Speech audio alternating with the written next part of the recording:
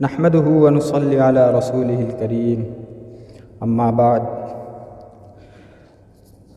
اعوذ باللہ من الشیطان الرجیم بسم اللہ الرحمن الرحیم ایاک نعبد و ایاک نستعین ہم تیری ہی عبادت کرتے ہیں اور تجھ ہی سے مدد مانگتے ہیں۔ میرے پیارے اسلامی بھائیوں بہنوں، عزیز ساتھیوں، بزرگوں اور دوستوں، اللہ رب العزت کا کرم ہے کہ اس نے ہمیں اور آپ کو اس محفل میں بیٹھنے کی توفیق عطا فرمائی۔ جیسا کہ ہم اور آپ سبھی جانتے ہیں کہ یہ مہینہ محرم کا مہینہ بہت ہی فضیلت اور برکتوں والا ہے۔ اس مہینے کی برکات بہت زیادہ ہیں اور اس میں اللہ رب العزت اپنے بندوں کو اور بے شمار بندوں کی بخشش کرتا ہے اور مانگنے والوں کو عطا کرتا ہے، اور جو راتوں کو اٹھ اٹھ کر عبادت کرتے ہیں، رب تعالی سے اپنی فریاد کرتے ہیں اور اس سے مانگتے ہیں، اللہ پاک ان کو بے شمار رزق سے نوازتا ہے۔ امام حسین رضی اللہ تعالی عنہ کی کرم نوازی کے تو کیا ہی کہنے ہیں۔ اگر ہم بھی ان کے نقش قدم پر چلیں تو ہمارے اندر بھی سخاوت بھر جائے، ہمارے اندر کریمانہ انداز بھر جائیں، جود و سخاوت کے دریا بہنا شروع ہو جائیں۔ یہ مہینہ حضرت امام حسین رضی اللہ تعالی عنہ کی شہادت کا مہینہ ہے۔ اس مہینے میں میدان کربلا میں پیارے آقا نبی کریم صلی اللہ تعالی علیہ وسلم کے نواسے سیدنا امام حسین رضی اللہ تعالی عنہ اور پیارے آقا نبی کریم صلی اللہ تعالی علیہ وسلم کے آل پاک نے اسلام کی خاطر، اپنے دین کی خاطر اپنی جان کی قربانیاں دی۔ منقول ہے کہ ایک آدمی کے پاس 20 یا 30 اونٹ تھے، مگر وہ ان کے کھانے پینے کا کوئی انتظام نہیں کر پا رہا تھا۔ کسی شخص نے اسے حضرت سیدنا امام حسین رضی اللہ تعالی عنہ کی بارگاہ میں حاضر ہونے کو کہا، لہٰذا وہ شخص اپنی مراد لے کر چل پڑا۔ جس وقت وہ سیدنا امام حسین رضی اللہ تعالی عنہ کی بارگاہ میں پہنچا تو آپ اپنے خادمین کے ساتھ کھانا کھانے میں مصروف تھے۔ اس نے سوچا کہ شاید مجھے کھانے میں شریک نہ کریں۔ ابھی وہ سوچ ہی رہا تھا کہ آپ نے ارشاد فرمایا، آئیے ہمارے ساتھ کھانے میں شامل ہو جائیے۔ وہ شخص کھانے میں شامل ہو گیا۔ کھانے سے فارغ ہو کر آپ نے ہاتھ دھوئے اور ہاتھ دھو کر اس شخص سے اس کی حاجت پوچھی۔ حاجت سن کر ارشاد فرمایا، اپنے اونٹوں کو لے آؤ اور میرے یہاں اس جگہ سے اس کو کھلاؤ۔ اس نے آپ کی کرم نوازی دیکھی تو بے ساختہ کہنے لگا، میرے ماں باپ آپ پر قربان ہوں، اللہ کی قسم یہ سخاوت بے مثال ہے۔ حضرت امام حسین رضی اللہ تعالی عنہ کی کرم نوازی کی کیا ہی بات ہے۔ کبھی آپ کسی کی مشکل دور فرماتے، کبھی کسی غریب کی حاجت پوری فرماتے، کسی مسافر کو نوازتے، اور کبھی کسی کی مجبوری اور بے کسی سن کر اس کی امداد کے لیے کمر بستہ ہو جاتے، کیونکہ سخاوت کا عظیم وصف آپ کو اپنے پیارے نانا جان دو جہاں کے سلطان صلی اللہ تعالی علیہ وسلم سے ملا۔ جیسے کہ نبی کریم نور مجسم اور شاہ بنی آدم صلی اللہ تعالی علیہ وسلم اپنے لاڈلے نواسے کے بارے میں خود ارشاد فرماتے ہیں کہ حسین میری جرت اور سخاوت کا وارث ہے، کیونکہ آپ جود و سخاوت میں اپنی مثال آپ ہیں، آپ کا کوئی ثانی نہیں تھا۔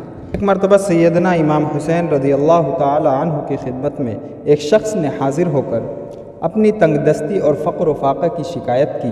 آپ نے فرمایا، تھوڑی دیر بیٹھ جاؤ، ہمارا وظیفہ آنے والا ہے، جیسے ہی وظیفہ پہنچے گا ہم آپ کو رخصت کر دیں گے۔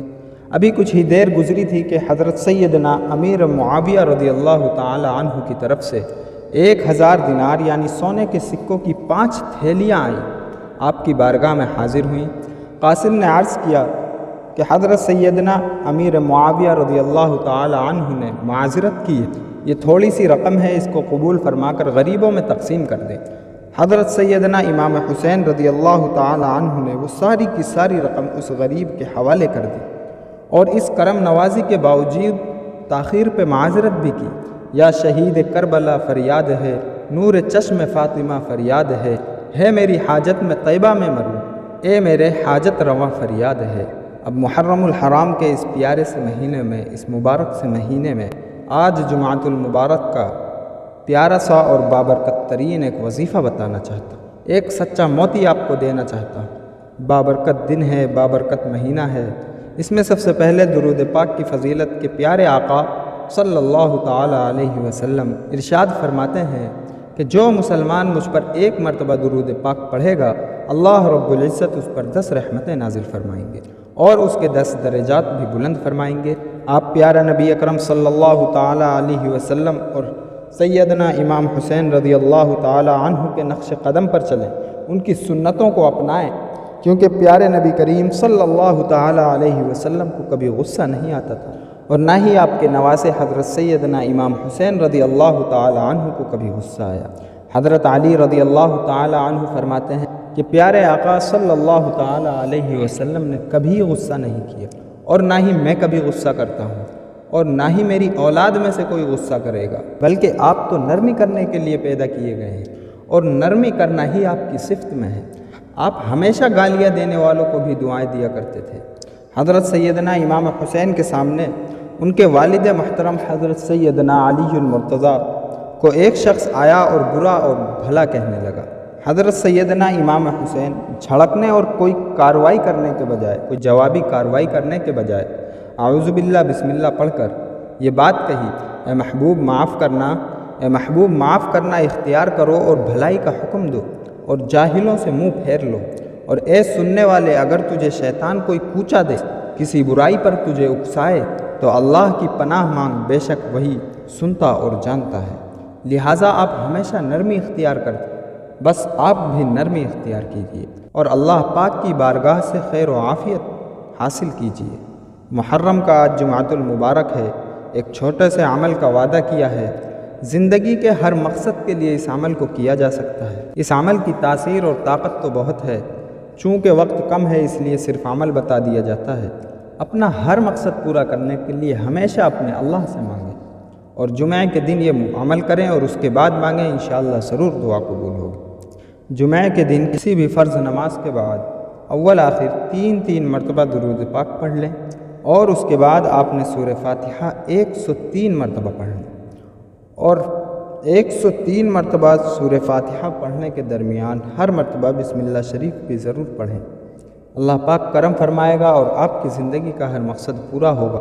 سورہ فاتحہ کو آپ نے صرف اور صرف 103 بار پڑھنا ہے، اور یہ وظیفہ کرنے کے بعد اللہ رب العزت سے اس وظیفے کی برکت سے، اس سورہ فاتحہ کے وسیلے سے دعا مانگیں۔ انشاءاللہ عز و جل آپ کی تمام مرادیں پوری ہوں گی، تمام خواہشیں پوری